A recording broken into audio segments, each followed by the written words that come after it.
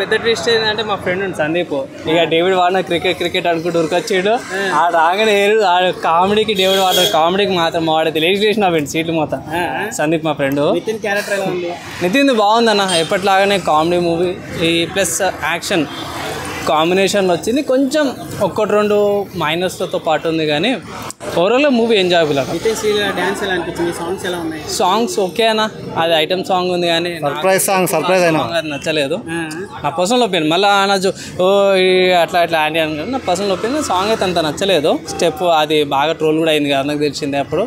So అదొకటి పక్క పెడితే ఓవరాల్ మూవీ ఎంజాయబులే, వాచబులే. మెయిన్ ఏంటంటే వెన్నెల కిషోర్ గారిది, రాజేంద్ర ప్రసాద్ వీళ్ళ కామెడీ టైమింగ్స్ బాగా పండినాయి. అండ్ ఆల్సో నితిన్ గారిది, రాజేంద్ర ప్రసాద్ కాంబినేషన్ చాలా బాగుంది.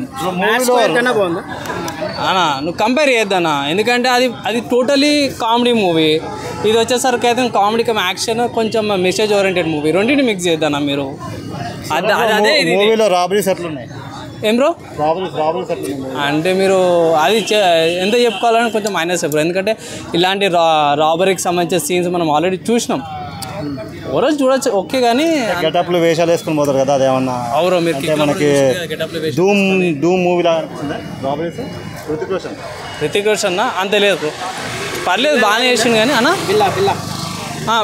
పిల్ల ఏం రారా మళ్ళీ మీరు కాంట్రవర్సీ చేయని ఇంకే ప్రభాసానికి మళ్ళీ దీనికి పెట్టాను ఇంకా, కానీ పర్లేదన్న చూడొచ్చు అంతే. భీష్మ బాగుంటుంది అన్న, కామెడీ భీష్మ కంటే జర బాగుంది.